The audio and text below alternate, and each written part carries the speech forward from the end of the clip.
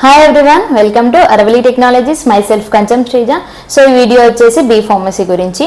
So first అయితే చాలా people కి డౌట్ ఉంటుంది, డి ఫార్మసీ అంటే ఏంటి, బి ఫార్మసీ అంటే ఏంటి, ఫార్మ్ డి అంటే ఏంటి, ఈ త్రీలో డిఫరెన్స్ ఏంటి, అండ్ అలాగే ఏది చదివితే బెస్ట్ అని ఇలా చాలా డౌట్స్ ఉంటాయి కదా.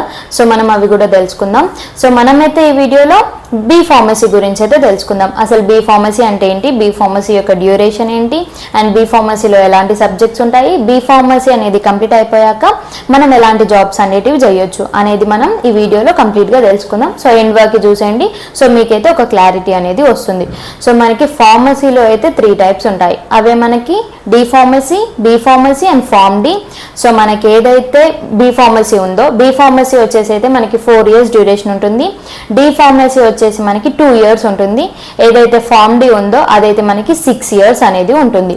సో ఎవరైతే డి ఫార్మసీ అనేది కంప్లీట్ చేశారో వాళ్ళు ఏంటి అంటే డైరెక్ట్గా బి ఫార్మసీలో లాటరల్ ఎంట్రీ అనేది చేయొచ్చు. సో ఈ లాటరల్ ఎంట్రీ ఏంటంటే డి ఫార్మసీ అనేది కంప్లీట్ అయిపోయాక బి ఫార్మసీలో డైరెక్ట్ సెకండ్ ఇయర్లో జాయిన్ అయిపోవచ్చు. అలాగే మనకి బి ఫార్మసీలో కూడా చాలా టైప్స్ అనేవి ఉన్నాయి.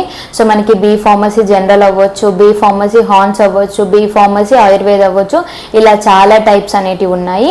అలాగే మనం బి ఫార్మసీ అనేది చెయ్యాలి అంటే మనకి ఇంటర్మీడియట్ అనేది కంప్లీట్ అయిపోయి ఉండాలి. మనకి ఇంటర్మీడియట్లో ఏంటి అంటే బైపీసీ కానీ ఎంపీసీ తీసుకున్నా కూడా బి ఫార్మసీ చేయడానికి ఎలిజిబులే.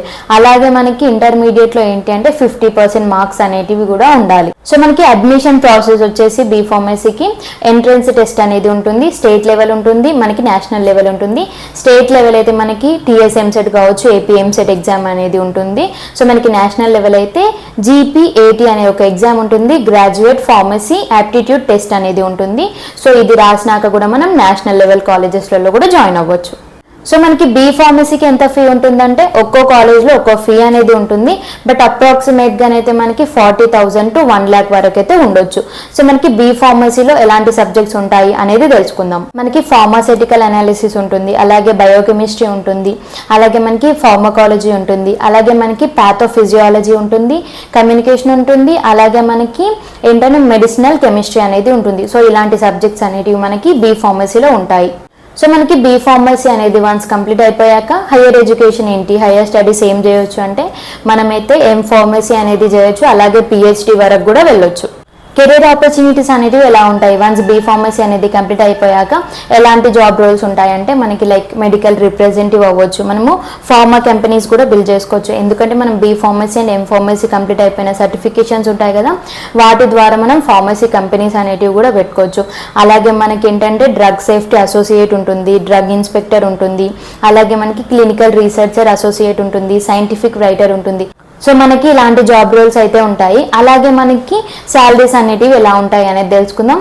సో ఒక్కో జాబ్ రోల్కి ఒక్కో శాలరీ అనేది ఉంటుంది. మనం యావరేజ్గా చూసుకుంటే అయితే మనకి 30,000 to 35,000 వరకు ఉండొచ్చు గవర్నమెంట్ వాళ్ళకి.